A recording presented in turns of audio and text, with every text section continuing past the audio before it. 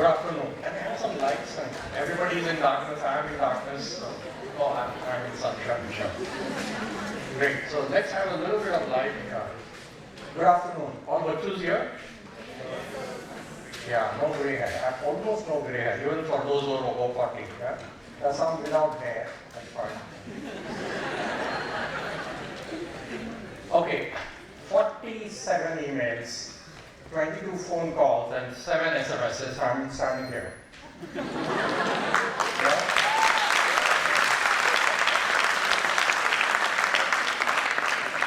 And I don't remember how many lectures I must have presented in Bombay, outside Bombay, and this has been brilliantly planned. Yeah? At around 2 o'clock, I'm getting ready to leave and ready to come to science. I get a phone call from somebody who says, I know immediately, this is a Bachu from Sion Hospital, Trinity. Yeah? Sir, don't come. I said, what? Sir, don't come at 3:30. We are running late. Please come at 4 o'clock. I think that's the most amazing bit of thoughtfulness that I've heard in a long, long time. And I don't know who that thing was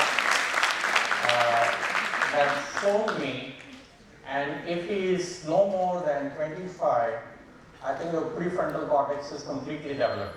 Yeah? It's such acts of kindness. This is nothing but an act of kindness. Be able to think for the other guy. Unless you think that I'll come here and bore you more for those half an hour. Which sets the tone for this lecture, in a sense. What is technology? And I said yesterday, and I knew that I had to present this lecture for about 3 months, 4 months. Avinash Supre calls me up and says, Ravi, you talk. So when Avinash calls up, you don't say no. Very powerful guy.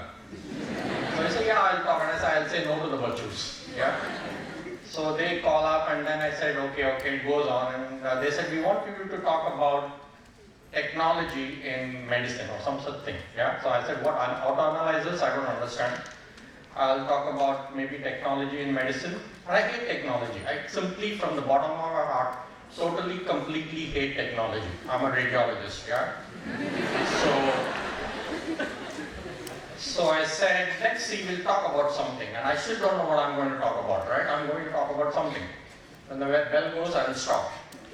So I said, let's do something different. I'll come halfway. Yeah, I'll talk about something, and I'll talk about something else, and let this be a suspense. And I said, I'm going to talk about balance. Yeah? Now, if you're a professor of English, you know balance can mean so many things. One of the things that I don't have. Yeah? So the bachu on the other side said, sir, what? I said, balance. And he didn't understand. Sir, I will email you. So he emailed me, sir, please let us know the exact topic. So I wrote one word, balance. And there were no mails after that. Only phone calls. So I said, sir, I don't know what balance I'm talking about, but it's always nice to be, if you're a Buddhist monk or if you're anything in life, you're a Vedic scholar or go spiritual, you always talk of equanimity, right? Equanimity at all times is a great quality to have, which very few of us have, yeah, as you'll see in the course of this lecture. So I said, I will do what I do best. Something that I learned when I was in first MBBS, 1971. I bet your parents were not born then, yeah? Long, long back. And there was this beautiful slide. Now we can have the lights down a little bit there. Yeah. Great. Radiologists like to work in darkness.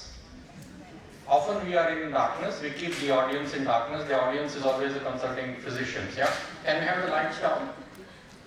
So this is the Greek god Janus, yeah?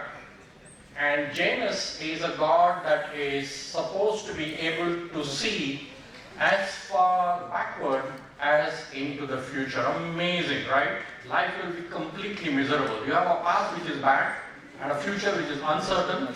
Who wants to know either of these? But this guy was able to, or lady, whatever, was able to see as far into the future as he could into the past. And when you're 63 and you're demented, and you cannot remember what happened 3 minutes back, but you can remember what happened in your childhood, this is not something so pleasurable, except when you are talking to 25-year-olds like this, when you want to say that I've been around for a long time, I've seen life, and I want to transfer some of that life onto you, so that hopefully you don't make the same mistakes that I did. Yeah? This is called preaching. So I'm going to preach. This is not a Sunday mass, but this is preaching all the time. So when we start off with something like this and try to look at what technology is about, we're going to go a long, long, long way. And I start off by saying that I try to find a definition of technology. And now you, instead of the old OED that we used to have, a small pocketbook, you go on Google. Everything is Google, right? What's your wife's name? Google. Everything is Google. So I go on Google and there are 20,000 definitions of technology. So I made up my own definition of technology. Yeah. So when you play the veena, for example, when you pick the pick or pick the string with your finger, that's no technology. The moment you use a pick, yeah, to pick a guitar, that becomes technology. That's plastic, that becomes nylon, and that becomes Teflon, that becomes metal. Everything is technology. So I have my own definition of technology. When you get to be a professor, you can say whatever you want and get away with murder. Technology is something that extends your bodily abilities. Yeah, spectacles is technology. Verilance is technology. Everything is technology. So when did technology in medicine start? And one of the aims of this lecture, the one that I'm talking about, is to all of you to get inspired about being a doctor. Yeah?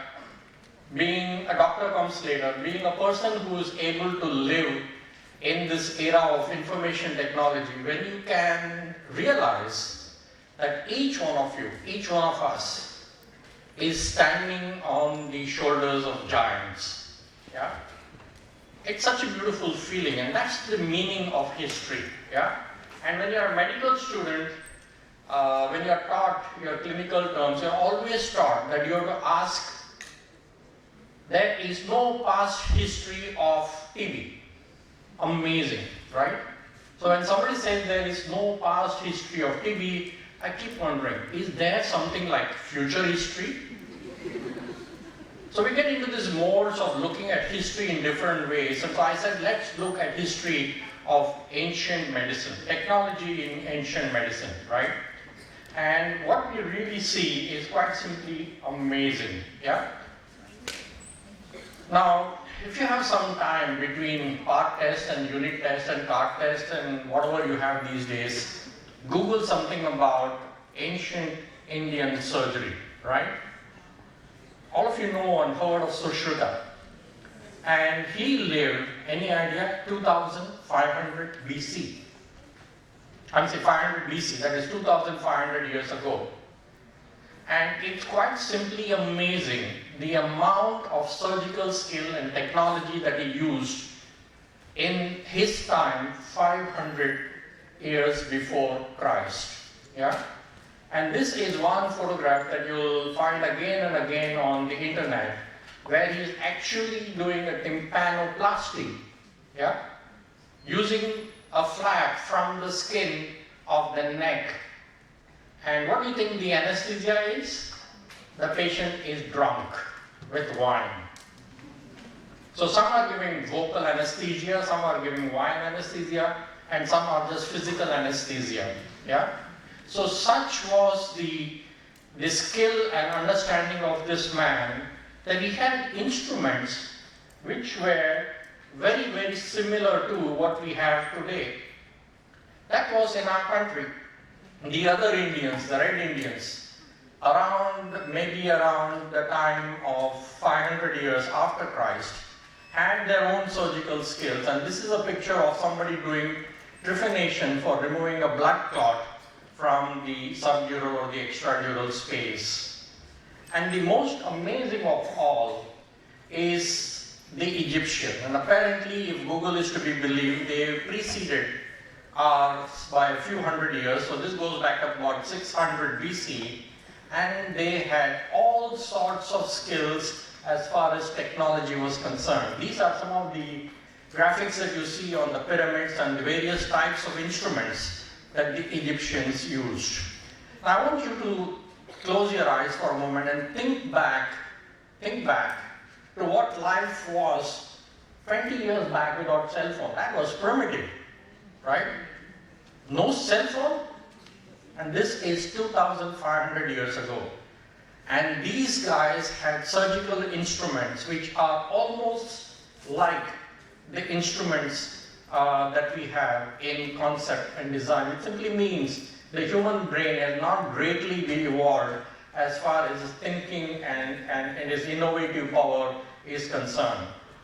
What has happened, however, is that the instruments that they have been making for so many years have been building one after the other, and human beings have progressed in technology one step after the other. And I always wondered, right, in 1995, there was Windows 95, then we had Windows 98, and then we had Windows 2000, and we have Windows this, and now we have Windows 8.1, and somebody is talking of Windows 12. Why is it? Why is it Windows 12 did not come after Windows 95? Yeah? There is something unique that is happening about technological development, where the human being or the human brain has relentlessly wanted to go further and further, right? As somebody says, why climb the Everest mountain? And the answer was, because it's there. Yeah? Why go to the moon? Because we can go to the moon. So this relentless prefrontal cortex, I keep coming back to that, is what is driving human technological evolution. This is one example of what was there about 200, 300 years before Christ. And the beautiful thing about Sushruta Samhita is that unlike other scriptures, which are all handed down by word of mouth, this is written up. Yeah? This is written up systematically in 10 volumes and sub-volumes. And all of that is now available in libraries and in translations. So some of you, I really feel, some medical students should seriously take interest in the history of medicine of our form, and you will completely be fascinated, yeah, by what you see. Make sure that it is not part of the syllabus. So somebody said, how to kill an interest in a subject. Make it a part of the syllabus, right? And say that at the end of this term you shall know, yeah, 7 things. And then, like today it happened, ask faculty to ask questions to students, right? That's the best way to kill interest. I keep saying, you make even the best Amitabh movie a part of the syllabus. It's a good way to make sure that the cinema houses go empty, yeah? So out of your own interest, if you look at these that is available on Google, and these are Sushruta's instruments. Look at how finely he has fine-tuned just holding instruments of different types 2,500 years ago. And therefore it is not surprising that as time went by and as there was need, human beings evolved to find the stethoscope, the initial way of looking at or hearing something that's going on inside the chest or wherever it happens. One technological leap, one man's idea, and a stethoscope is born, or the precursor of the stethoscope is born. All of you have seen this, right? 1895, and there are many controversies about who actually discovered X-rays, and let's say for our purposes it's always Ranjan who discovered X-rays in 1895. Quite accidentally, he observed, and they say that accident happened to prepared minds, and that was the birth of what I believe the biggest revolution in medicine in the last 20 or 30 years. I was just telling Dr. Suleiman Merchant that we are so lucky, our generation is so lucky that we have straddled a complete span of radiology, from plain films to PET scans, and we have seen the good, the bad, the ugly, and the uglier. And perhaps we can talk of first-hand experience of what it is to be in a technological breakthrough, which sometimes breaks through really, for good, better, or worse. So 1895, more than 100 years ago, was the invention of this, and then we had this very famous original picture which is available in a museum in Germany of the ring of Ranjan's wife. This is a hand of Ranjan's wife, and most of you will know of this radiograph. What is rarer than this radiograph is a picture of Ranjan's hand himself. So this is unusual, right? So if you are a spot and an MD&A radiologist here, remember, this one is of Ranjan's hand and this one is his wife's hand, yeah? So one is positive and the other is negative. And the quality has changed just in 1 year. So you can understand how technological leap has occurred in apparatus in just 1 year. And I want you to understand this as medical students. And as a radiologist, I'm acutely aware is that so much of progress in medicine, right? I keep saying that my name is Ravi, yeah? My name is not Dr. Ravi, my name is Ravi, I happen to be a doctor, yeah? So many of us tend to believe that the moment we become an intern and there is a doctor that comes up, what's your name? I'm Dr. So-and-so, as if you are born a doctor, right? So that happens the day the internship starts, right? Whether you got your certificate or not. But the real heroes of modern medicine, you name it, you take any damn progress in modern medicine, right, is technology. And those engineers, yeah, who are far smarter than physicians by an average, sitting in labs somewhere and working long hours because of their passion and creating new stuff that we use, yeah. And that is what happened most in radiology. Everything, for example, Ranjan was a physicist, and they have contributed immensely, and therefore, the more you cooperate beyond medicine and you are able to establish a larger circle with, for example, the IITs or the technology institutes, or with wherever your interest is, molecular labs, whatever you want, the greater the chance that you will find a breakthrough technological revolution which is perhaps suited to our country. So keep this at the back of your mind as we proceed to the next step. And I keep saying, right, we are curious animals. We are never happy with what we have, yeah? I always wonder, if you go to the other station on a busy Saturday morning or Friday morning and keep looking from platform number 4 at platform number 3, and you see a sea of human beings, right? You see a sea of human beings. And all those idiots are looking in the direction of the train. And the train doesn't give a damn. Right? Whether you look in the direction of the train or the crow on the wire looks in the direction of the train, that damn train will come when it damn pleases. Yeah? This is our curiosity. That's what makes us human, right? If there was a chimpanzee, you would be eating a banana and waiting for the train. We are curious. So 2 years down the line, 1897, 1898, somebody injected radiopaque material into the brachial artery and produced the first digital angiogram. That's 2 years. Yeah? And all of you now know that cardiologists make a living on angiograms, or a killing on an angiogram. Okay, so it's not enough to see photographs. Come on, it's no fun, right? Ordinary cell phones are not enough. You want touch phones, right? You want smart devices. So these guys were also not enough happy with what they saw, and then they developed the fluoroscope, which was an instrument like this, where in darkness like this, you could peer into the chest and actually see the motion of the heart. Yeah? Imagine the first time you walk into cardiothoracic surgery OR and you saw actually the beating of the human heart. Yeah? The excitement that you as a medical student feel then must be something of the excitement that these guys at that time felt, actually seeing the motion of the heart in health and in disease. So by 1900, all of this was happening.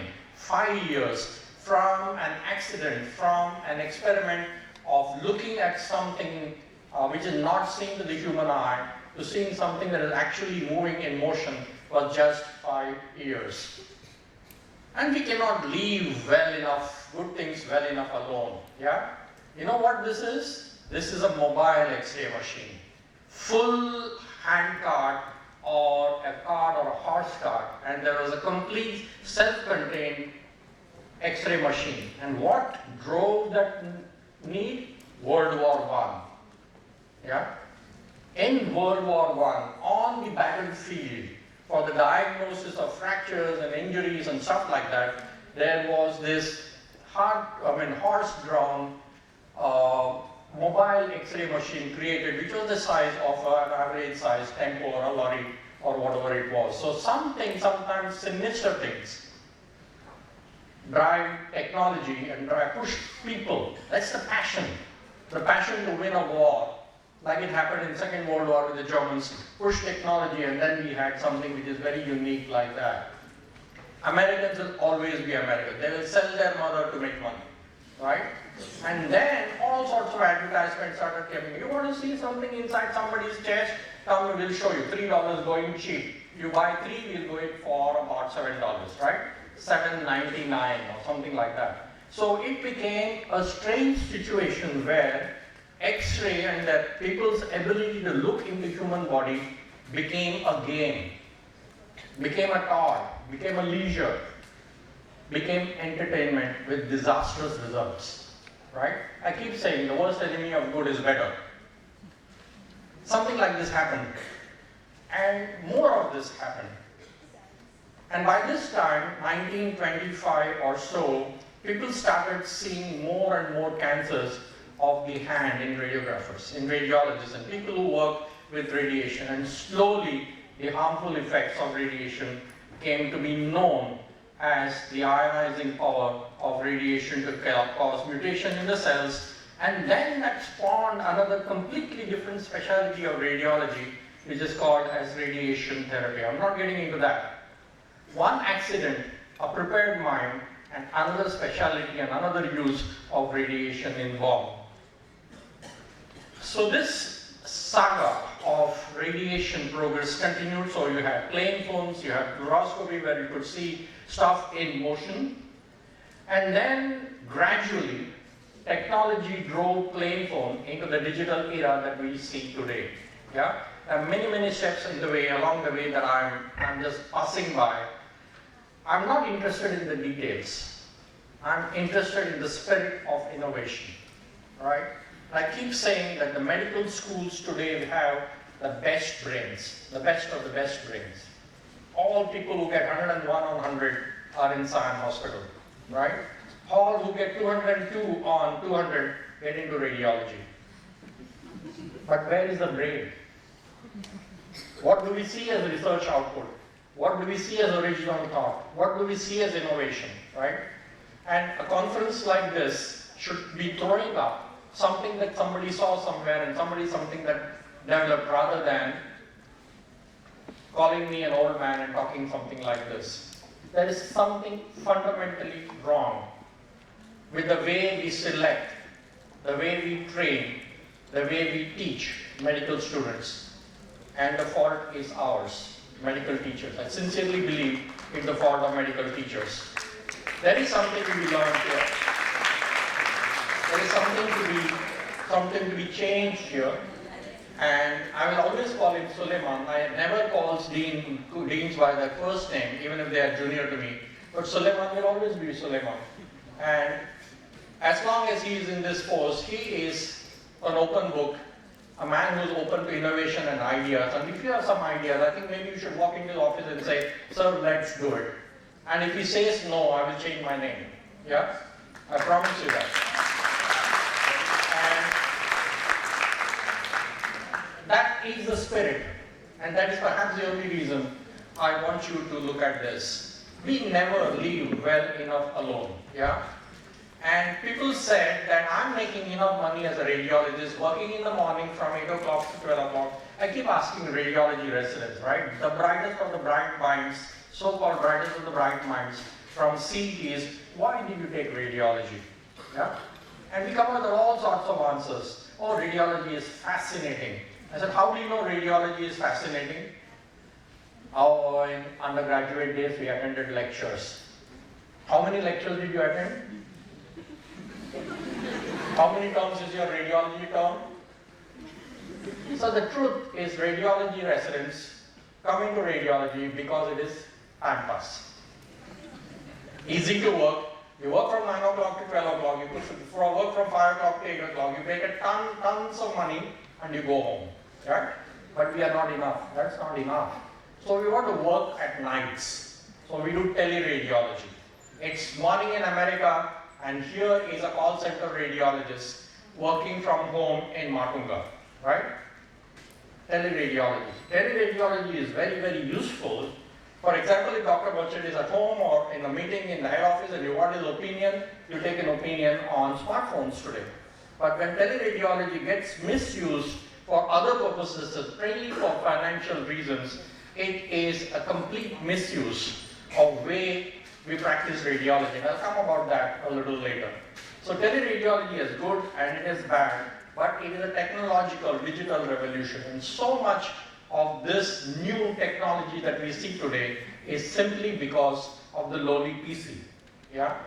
Evolution of computer technology has made complete difference to the way radiology is practiced today. And when you have that kind of computing power, right, and a prepared mind in the 1950s, somebody said we will use ultrasound waves. Now, how do you use ultrasound waves? Because you need a conductor medium, right? Look at the ingenuity of this Japanese experimenter. He put a volunteer into a big water bath, which is surrounded by coils, which are transducers there, and from that they obtained the first echocardiographic images, which was in the A mode. Yeah, so it's a big tub, and water is a conductor, and then there are crystals outside. This was in 1950. 60 years later, this is a sonography machine. It is handheld.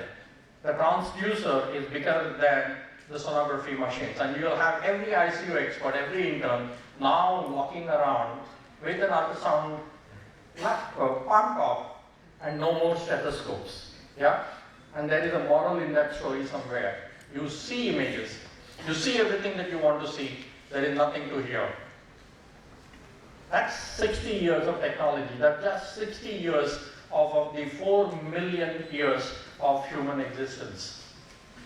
And when you do so much of this ultrasound, this baby who is sitting there inside the fetus gets fed up, right? They said we want to do 3 ultrasounds during pregnancy, and these mothers want to know if the child is growing well or not. The father is more anxious. Every third day you're putting a probe and looking at the ultrasound of the baby, and this is what you get. I am fed up, stop now, right? So this is 4D technology of ultrasonography, where you can actually see the fetus, every single thing about the fetus, and say that fetus looks like me, right? Looks like me? Obviously, it will look like a human being, hopefully. Yeah? So then we go on to the big revolution, the man who got the Nobel Prize for CT scans, right? And this was around 1970, perhaps 71 or 72, forget the year. And the image that I want to see, 1971, again technology, and I'm not very much into that, it's all computer related. And this was the first CT scan that was obtained. Yeah? First CT scan image that was obtained in 1970 or 1971. I want you to contrast that with what we see today, right? Daily, routinely, in most radiology centers in our country, including Sion Hospital, you can routinely get these images. Yeah? It's quite simply amazing. It leaves nothing to imagination. And ever so often, if that is so, why do radiology reports still look like weather reports? Yeah? The possibility or probability of this cannot be ruled out, such as clinical correlation. As undergraduates, you probably do not understand the significance of what I'm saying. I want you to keep this in mind. Technology goes this far. It shows you what is there to be seen. But what it actually is calls for something that is a little more technology, more than technology. And technology is important because technology will do something to progress. Yeah? The man who invented MRI. And this is what MR does for you. You can see the whole body, MR, and oftentimes you can see functional. The moving heart, or the brain, or the intestine that are moving, and you can see the actual structure, and you can sometimes now routinely see the actual functions, like that happens in the brain. Yeah? So you want to do, these are all real patients. These are all live patients, and these are examinations done in our country. And these are images of functional MR which show various areas. So this is not science fiction. This is not borrowed material. This is all happening routinely in every MR center which has the right equipment. And it's not difficult to come by. So you move your right hand, you see lighting up on the cerebral cortex, and you talk and something happens into the Broca's area, and you start looking at something and something happens in the occipital lobe. And all that happens in certain parts of the brain. Not only that, we can actually see connections of the brain. The white matter tracks can actually be traced. Both functional MR and tractography are useful in planning brain surgery to avoid vital structures, right? In vivo, in real patients, possible in real time. This is another example, and you know now by now that the brain connections, I keep saying that there is nothing common between women and men except that both are Homo sapiens, right?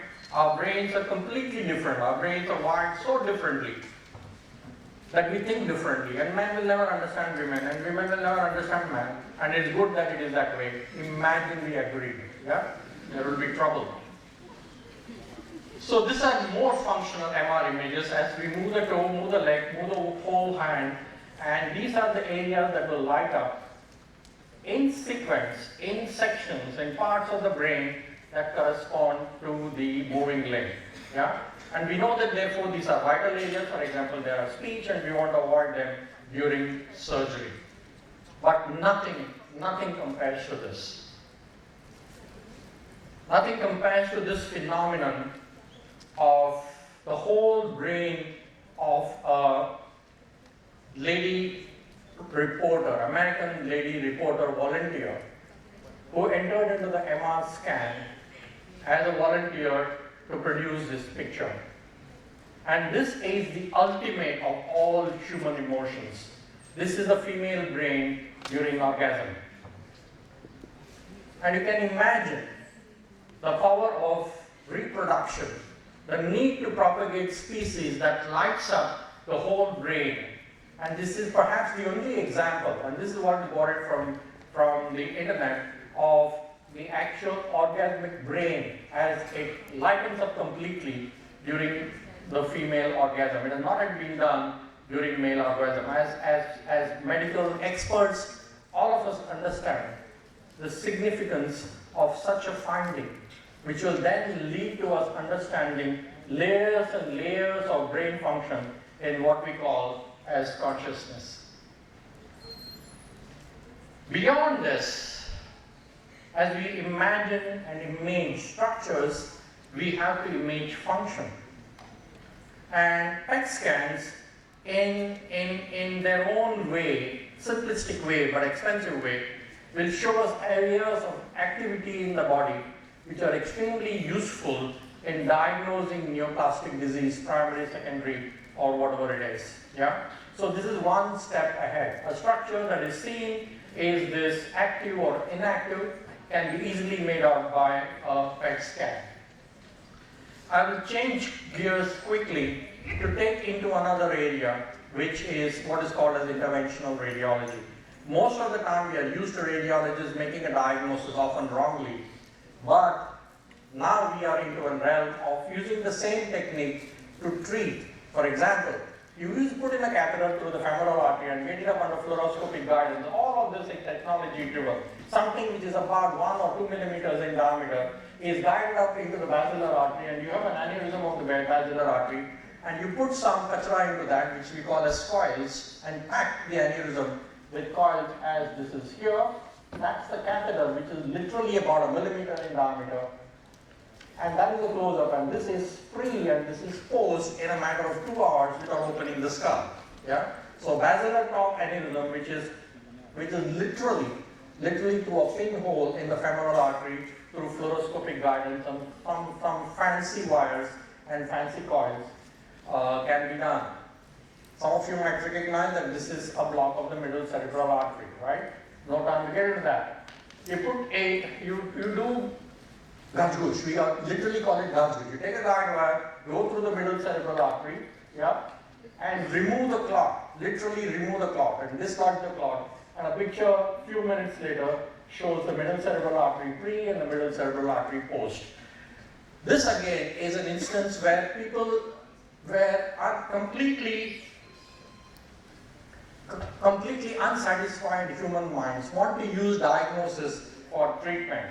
And this incessant search for better and better is what is driving technology, is what is making the palm tops, is what is making our watch, the Apple Watch. Technology has revolutionized everything, and medicine has received its own share, or more than its own share, of what is good for the patient. And radiology, as you can see, from what we had about 100 years back, has gone into an area which is completely different. As I said, Dr. Merchant and I have been good plumbers as far as opening blood vessels or closing blood vessels is concerned. Sometimes, as we deal with images as radiologists, this is a patient who has a hemangioma on the face, and we have blocked it off with lipidol and cement, and we have beautiful images of these x-rays. And we show these in conferences, and you will show it in conferences, as brilliant results of something that is completely untreatable otherwise. The trouble with technology, oftentimes, is that we get drawn into technology. Technology for the sake of technology, and we admire these radiographic results. We forget that there is this little baby with this huge hemangioma, and the look on the face of the child can never ever be radiographed or shown by any imaging technique. It's impossible. That's one of the big dangers of being too technologically oriented. We start mistaking the image for the actual patient. I want you to look at these 1895 to 2010 series of this one particular patient. We start off with skull x-rays of this patient. We find nothing on that. And then we do a CT scan on this guy, and we have this beautiful picture. This is a live patient 1 month back. Yeah? Beautiful reconstructed 3D, exactly 5 minutes. 5 minutes or even less. The scan is over within 90 seconds. We have a picture like this. And my text says, "Sir, look at this. There are no fractures. It's so beautiful. You don't have to imagine anything," right? And he wants to show off. And then he shows off. "Sir, look at the skull, the soft tissues, no swelling, nothing on the soft tissues. You cannot get better than that." And then I tell him, "Show me something more." Yeah? And he shows me something more. Single CT scan. And then there are a bunch of radiologists who are looking at the monitor and saying, "Wow, what a lovely reconstruction of the face from the CT scan," right? It is not technological marvel, but simply amazing. 5 minutes and you get the actual reconstruction of the face. And there I was standing there, the tallest of the lot, the oldest of the lot, standing behind and saying, "How bloody stupid." I just have to look at the patient. I don't need a CT scan to see the face of the patient. You push technology too far, you get into the stupidity of trying to do something like this. And this face that I can see with my naked eye, and I don't need a 5 crore CT scanner for that, is something that will convey to me a lot more in medicine than the best CT scanners can convey. The trouble with technology, this is technology. It can do whatever you want, right? Siemens doesn't manufacture rackets. It just manufactures X-ray machines, right? So this is, I'm pitching in for Siemens. For showing this slide, I get $100 for this lecture. So technology can do absolutely what you want it to do. You can make it do what you want to do. Human ingenuity has no limits. But I want you to go back. Let's go back as physicians to this physician's prayer. And I hope Dr. Merchant puts this up somewhere in the medical college. And I want you to read this word for word. I seldom read my slides. And I want to read this. And it says to let alone, to leave alone. From inability to leave alone from too much zeal for the new and contempt for the old, and trying to put knowledge before wisdom. Please save me, God.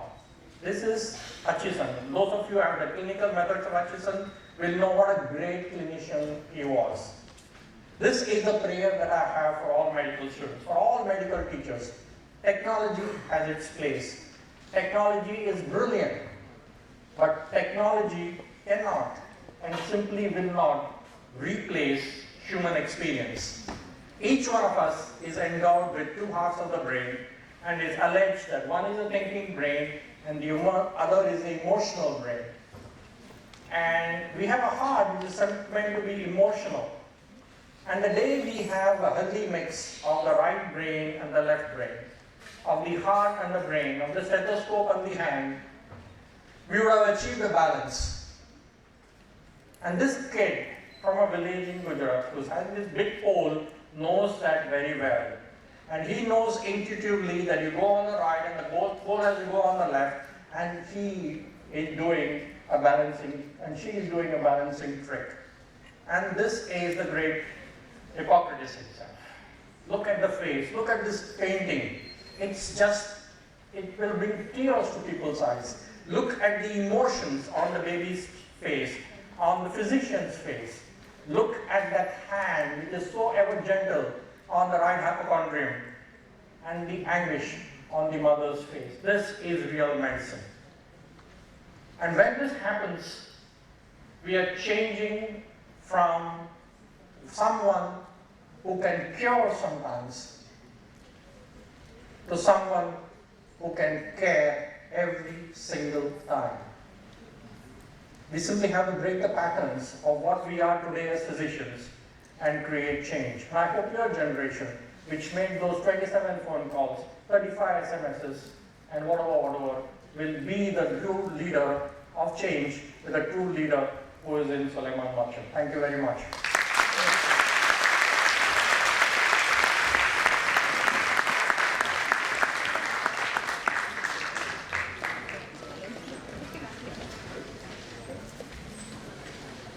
Thank you, sir, for your insightful lecture.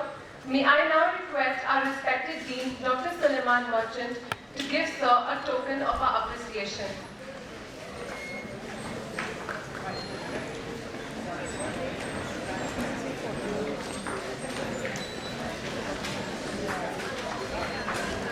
Hello everybody. Ravi has been a very, very old friend, a mentor at times, and he's taught me a lot about life. I don't want to say anything about that now. I just want to thank him for taking the time off and coming us and sharing words of wisdom, as I said. But I hope people carry a lot more message from this talk than just balance, and that is bank balance or radiologists making a lot of money. I think he said a lot more than just that balance. And as far as the functional MR image goes, I think these two images are very good images, the functional MR thing and the balance of radiologists. But I think it's a wonderful lecture, and I think we were lucky to get inspired by people like him and his seniors. So please take home the message, just be good human beings, you automatically good doctors. Thank you.